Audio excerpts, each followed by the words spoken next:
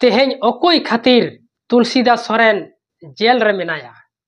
चेट खातिर के बांग जेल को आदेर के दिया नोआ तेहें बांग बाडा जामो कना सठिक खबर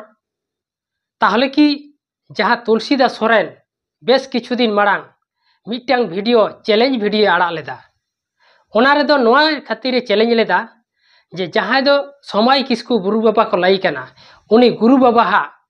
जहाँ उना जमसिम बिनती रे तुलसीदास सोरेने मेन लेदा जे उना जमसिम बिनती रे दो दिकु छातिक कोरेन बोंगा अरसंग मेना कोआ आदो ओना रेगे उनी तुलसीदास सोरेने चैलेंज लेदा जे जुदी नोआ जमसिम बिनती समय किसकुई प्रमाण दाड़ेया जे छातिक कोरेन बोंगा बुरु अरसंग बानु कोआ ताहले खान तुलसीदास सोरेन 60 लाख टाकाय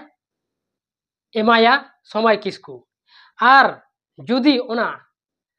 जमसिम बिनती रे जे दिकु कर छातिक कोरेन बोंगा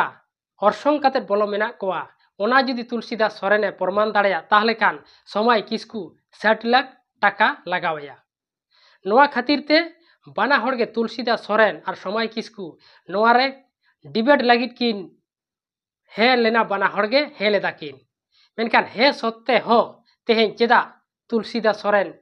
जेल रे मेनाया ताहले कि समय किसकु गे नुये आदेर चो कादिया आदो ओनागे आबो सानाम लेकान नोआ ओकोई खातिर बोलोयना जेल रे चेदा गे बांग को आदेर केदेया ओनागे आबो गापा मियांग मुद रेगे तुलसीदास सोरेन जेल खने ओडक हिजुग कना और ओना रना रिपोर्ट आबो सानाम कबन बाडाय ᱧᱟᱢᱟ उनिया मोचा खन गे लाइबोना ओकोई खातिर जेल बोलो लेना और ओकोई ए आदेर हचोवा कादेया ओना सानामे लाइबोना उनी तुलसीदास सोरेन गापा और मियांग मुद रेगे ओना जेल खने ओडक हिजुग कना।